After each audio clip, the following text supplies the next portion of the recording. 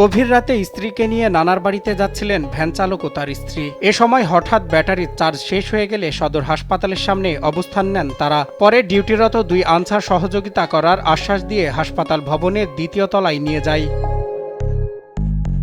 এক পর্যায়ে তাদের ভয় দেখিয়ে স্বামী স্ত্রীকে জিজ্ঞাসাবাদের জন্য দুজনকে আলাদা কক্ষে নিয়ে ওই নারীকে ভয়ভীতি দেখিয়ে জোরপূর্বক পালাক্রমে ধর্ষণ করে আনসার সদস্য শাহাদাত ও আবু সাইদ। পরে ভুক্তভোগী মেয়েটি তার স্বামীকে পুরো বিষয়টি জানালে স্থানীয়দের সহযোগিতায় তারা থানায় গিয়ে আনসার সদস্যদের বিরুদ্ধে অভিযোগ করেন।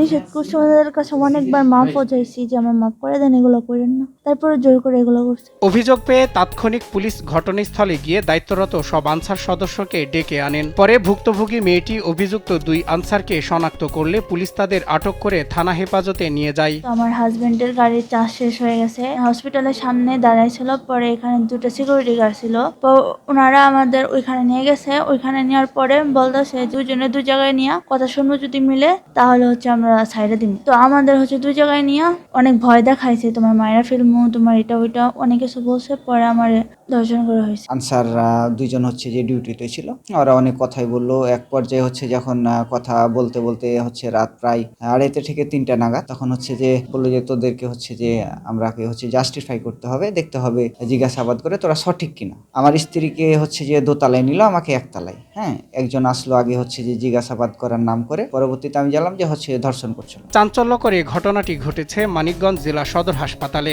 বর্তমানে ওই ভুক্তভোগী নারী চিকিৎসাধীন আছেন। অপরদিকে পুরো বিষয়টি জেনে প্রয়োজনীয় ব্যবস্থা নেওয়ার কথা জানান হাসপাতালের তত্ত্বাবধায়ক। আমি যতদূর শুনলাম যে তারা পুলিশের কাছে কমপ্লেন করেছিল এবং আমাদের ওয়ান স্টপ ক্রাইসিস সেন্টারের মতো যেটা আছে সেখানে সে এখন ভর্তি হয়ে চিকিৎসাধীন। কনসালটেন্টের সাথে আমি কথা বলবো, যেহেতু তারা এখন ওটিতে আছে আর কি।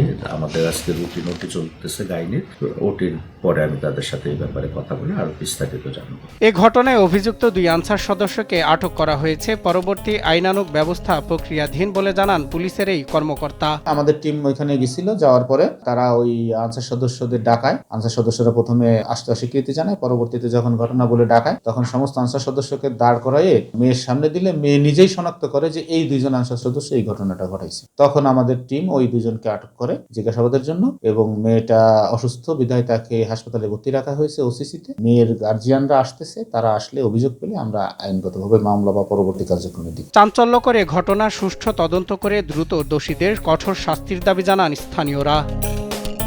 সজল বিশ্বাস, নিউজ ডেস্ক, দেশ টিভি।